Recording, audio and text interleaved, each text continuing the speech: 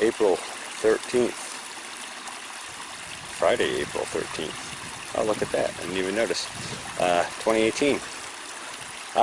So now that we've hardened all the major plumbing part and reinforcement part of the ram pump and set our valve back up correctly and all, there's some other tweaks that need to be made on this system in order to prevent some of the issues I was having last year.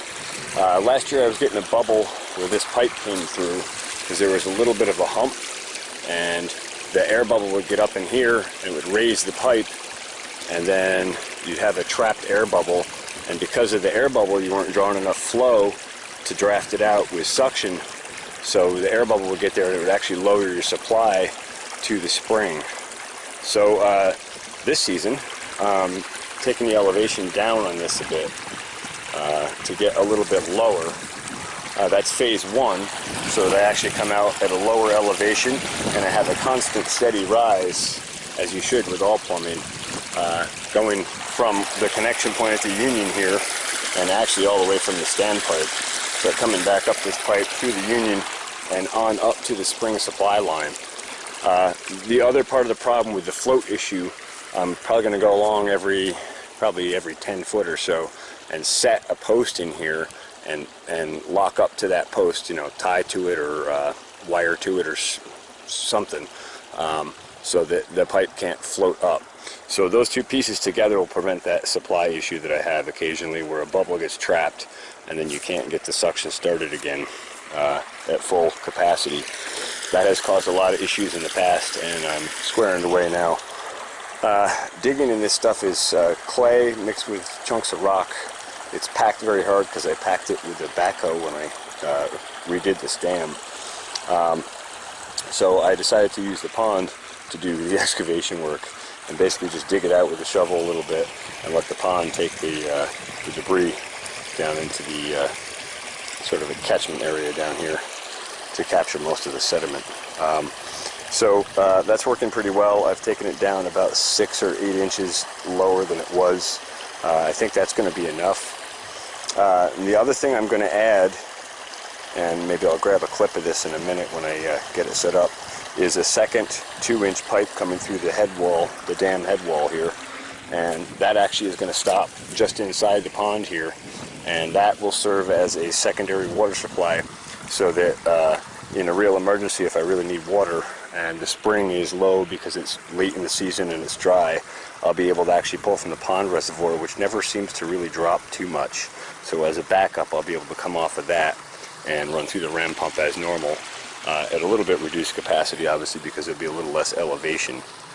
But so that'll provide me a secondary backup, you know, kind of an insurance plan for a really dry season. Because, man, the worst thing to have happen is your water supply run out as everything gets really super dry.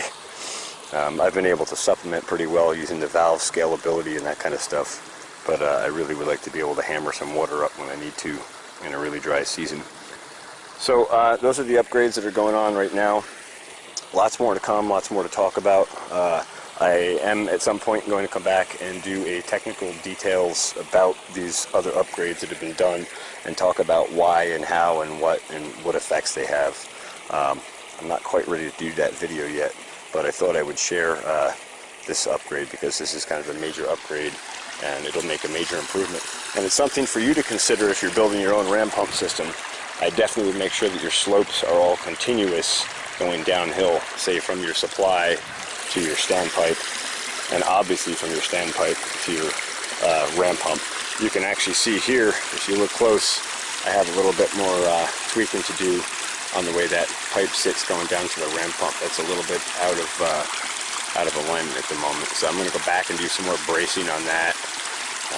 You know, just really was just trying to get the upgrade video up to you so you can check it out. But there's lots more to come and many more upgrades to really tweak this thing in solid and harden this whole operation so that it's a completely reliable ram pump and I don't have to run down here every hour and see what's wrong. So that'll help. Oh, tadpole just went in here. See if I can zoom on them. No, I don't think Tim. I should mention, I'll try and get a snapshot maybe tonight. I had the headlight on. I was down here last night, and there are all kinds of salamanders, the big yellow and black ones, swimming around in here in the bottom, just kind of chilling out. Pretty cool to see them. Alright, I've blabbered on enough. Thanks for watching the Pharmacy Seeds Network. This is just a quick example of what happens when the bubbles back up, going up the pipe, and the pipe isn't staked in the pond here to keep a continuous elevation slope. So you can see that pipe is floating in the middle there. So all those bubbles that get sucked through from the spring end up going down the pipe. They normally would be sucked out the bottom of the pipe. And actually, when volume is good, you get enough flow to do that now with the elevation change that I've made here. But when you shut the valve off, those bubbles back up the pipe, and if your supply is low and you shut the pump off for any reason for more than like 30 seconds, you'll end up with this bubble hump in the middle, and that'll prevent you from starting your draft back up, because it actually basically puts the pipe at the same elevation as the spring, so you don't have any vertical drop to give you any pressure. So just an explanation and an example of what happens and what I'm trying to correct. So I will have to go back and put some stakes in out in the pond. I'll have to figure out how to get out there. I'm sure I will come up with something. But that bank you see right there, where this is kind of dug out in a pool in here, and then there's like a bank on the back edge, that's all about 3 or 4 foot thick of black dark mud. So I don't much feel like wading through it. I don't mind the mud so much, but there's snakes and snapper turtles and God knows what else in there that I'd rather not blindly run into. Anyway, I hope this helps you understand what I'm trying to accomplish here. Thanks for watching the Pharmacy Seeds Network.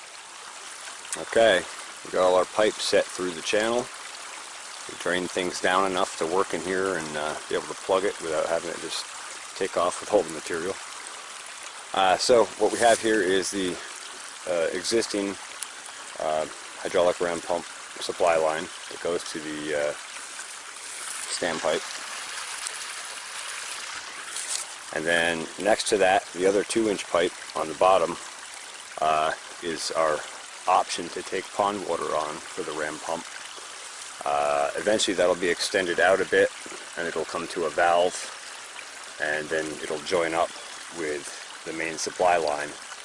And so then if we need to switch over from the spring to the pond, we can just turn the spring valve off, turn the pond valve on, and draw our water from the pond. So that gives us an emergency backup to come right from the pond reservoir. And then I also set the overflow drain pipe, the 4-inch pipe here, lower as well. Not a whole lot lower, but a little bit lower, so that when there's excess water in the spring, or if we need to pull water to run something heavier, like possible water power, which I'd like to add in the future, even if it's just an occasional, be able to charge up battery banks kind of thing, we'd be able to do that. So I replaced the large 4-inch pipe with a shorter piece. This is also lighter duty stuff, but nobody's going to be driving a tractor or a truck over this. If they are, they're going to be in the pond before they know what hit them. And this short piece here is just a marker to help me make my alignment okay for this corner. But basically that'll pop off. This will get filled in appropriately, and then these other 3 pipes can carry water out to a place where we have at least 6 foot of fall, so we can get decent power out of it for hydro production or whatever. So that leaves the option for that expansion in the future. I probably will run the overflow out and dump it out down there anyway, just mostly to prevent erosion on this dam. So that's the upgrades for now. You'll notice that I used a lot of our wonderful native clay here in Tivoli as a way to pack in and fill in around these pipes so that we don't have leaks. There's a little bit more of a leak in here still, but I'm going to come back and I'm going to do the back edge of this the same way by packing clay in there real tight and heavy, and then we'll fill this in with this is like a clay sand mix here, mostly clay anyway. So there'll be a nice heavy duty clay plug. That's how I got a good seal last time I had to excavate this. And yeah, you can see our intake pipe over here on the front of the pond intake pipe, the lower one. Sorry, give you a better camera angle. This guy, and we'll be able to get a fitting on there now and run our suction strainer from the pond out here. I'll probably put an extension pipe and like a 22.5 degree elbow, and I'll be able to swivel that up and down to set the depth that I'm willing to pull from the pond before the pump will run out of water if the pond runs low. So it leaves us lots of flexibility and options for the future for very little cost. I had the extra 2-inch piece of pipe left over from the rebuild here. I thought I might need it. I didn't need it, but now I needed it, so that worked out good. I guess that's it on this, and I think I will call this a video for now. I will upload this tonight, and I will carry on with a new video in the future on future upgrades and more information about what I'm doing here. So I hope this is helpful to someone. If you have any questions or comments, as always, please do so below. If you like this sort of thing, please subscribe. And if you know someone else who might like it and you're not into it, please pass it along to them. Thanks for watching the Pharmacy Seeds Network. Oh yeah, one last thing. Before I could fill the bucket and stay about full, there's a massive hole in the side of the bucket that it drains. But I could fill it and stay basically full, but it would not overflow it when I ran the bypass valve. And you can see now that we're easily overflowing the bucket. So we've greatly improved the water supply in that elevation change that we did and got rid of the bubbles and other issues. Like I said, I will go back and stake the rest of that elevation up just to ensure it. But just thought I would show proof in the pudding. Sometimes it helps if you let the liquor do the thinking. Oh wait, let the water do the drinking? Oh wait, let the water do the thinking. Thanks for watching.